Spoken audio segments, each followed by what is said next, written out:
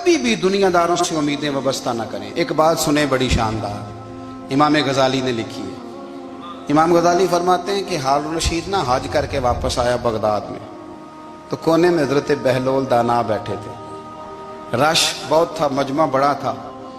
حضرت بہلول دانا بھی سڑک کے کنارے بیٹھے تھے، تو سپاہی کہنے لگے یہاں سے اٹھ جاؤ۔ فرمانے لگے ہارون رشید کی زمین نہیں، زمین میرے رب کی ہے، میں کیوں اٹھوں؟ وہ قریب سے گزرا تو سلام لی، تو آپ نے اس کا پروٹوکول دیکھا تو فرمانے لگے ہارون رشید تجھ سے تگڑے تگڑے موٹے موٹے پروٹوکول میں نے لوگوں کے دیکھے ہیں، اور یہ جو تیرے دائیں بائیں آج تیرے نعرے لگا رہے ہیں، یہ پہلے ان لوگوں کے نعرے لگایا کرتے تھے، اور تھوڑا وقت گزرنے دے، جو تیرے بعد آئے گا نا، یہ سارے پھر ان کے نعرے بھی لگائیں گے۔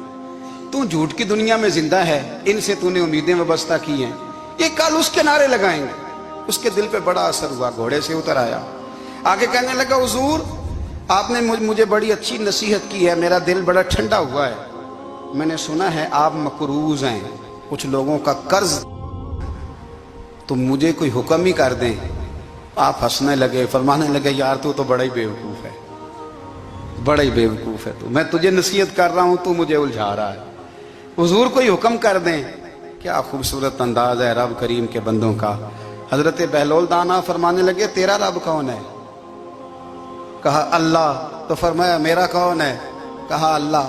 فرمانے لگے یہ تو نہیں نہ ہو سکتا کہ اللہ ہارون رشید کو دیتا رہے اور بہلول دانا کو بھول ہی جائے، یہ تو نہیں نہ ہو سکتا کہ ہارون رشید کو دیتا رہے اور بہلول دانا کو بھول جائے۔ فرمایا اس کا دل، اس کا ارادہ ہوا، ارادہ قدرت ہوا کہ بہلول مقروض رہنا چاہیے، تو اگر رب مجھے رکھنا چاہتا ہے، دکھ قبول محمد بخشا راضی رہن پیارے، اگر وہ چاہتا ہے میں مقروض رہوں تو میں بھی چاہتا ہوں کہ میں مقروض ہی رہوں، یہ تو نہیں نہ ہو سکتا کہ تجھے دے اور مجھے نہ دے۔ فرمایا میری تجھ سے کوئی امید نہیں، مجھے جب بھی دے گا میرا رب بھی دے گا، اور وہ دے گا تو پھر انشاءاللہ خزانے کھول کے دے گا۔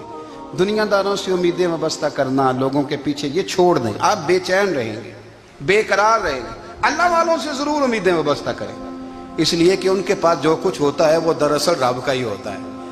لیکن سیٹھوں سے، نوابوں سے، سیاستدانوں سے باز آ جائیں، ہماری بڑی امیدیں وابستہ ہیں۔ میں اکثر کہتا ہوں جتنے پھیرے نوکری کے لیے دنیا دار کے دروازے پہ لگائے ہیں نا، اس سے کم دفعہ مسجد میں نفل پڑے ہوتے تو رب اتنی بڑی مہربانی فرما دیتا۔ تیسری بات یہ یاد رکھیں، اگر سکون لینا چاہتے ہیں نا، اگر سکون لینا چاہتے ہو نا، تو لوگوں کو ڈسکس کرنا بند کر دو۔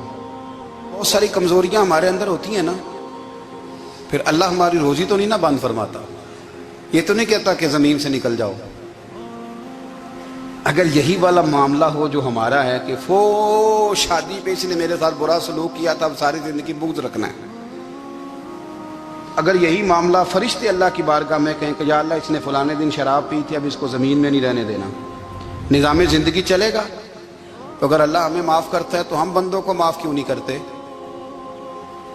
آپ یقین کریں اتنی لمبی عداوتیں، اتنا لمبا حسد، اتنا لمبا بغض، اتنا لمبا۔ حدیث میں نے پڑھی، میں حیران رہ گیا۔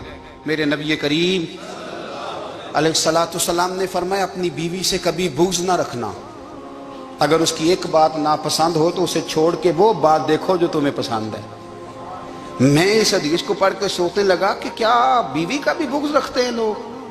اب حضور نے کہا ہے تو اس کا مطلب ہے لوگ بیوی کا بغض بھی رکھتے ہیں۔ اب اس پر استدلال کر کے مجھے کہنا پڑے گا کہ سسرال والوں کا بغض بھی رکھتے ہیں، کہنا پڑے گا کہ بھائی کے سسرال والوں سے بھی بغض رکھتے۔ اس حدیث کی روشنی میں سمجھا کہ لوگ بھابھی کا بغض بھی بغض رکھتے ہیں، بغض، ورنہ عادتیں تو ہماری بھی کئی بری ہوتی ہیں۔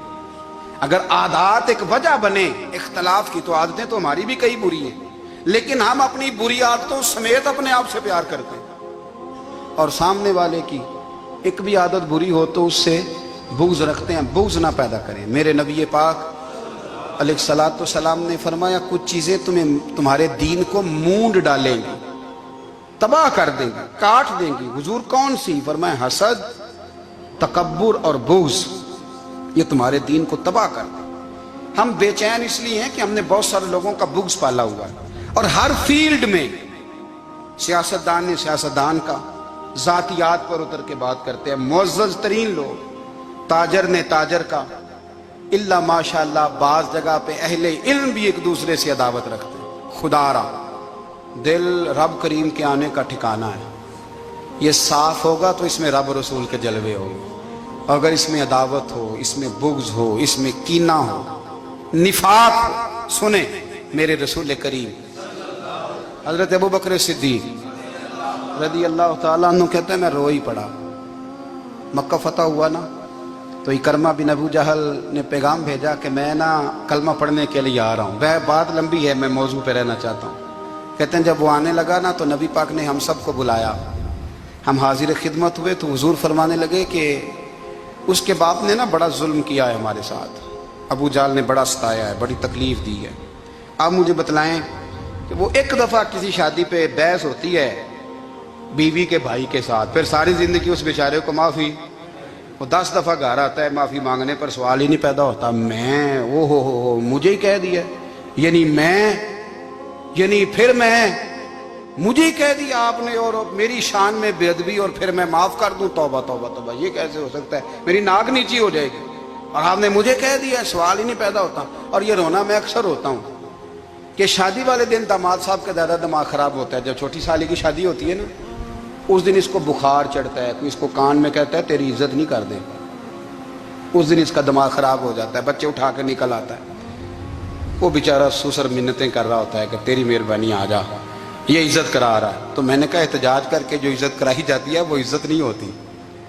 हाँ, यहाँ मांग के इज्जत लेते हैं लोग, या एहतजाज की कोई इज्जत है?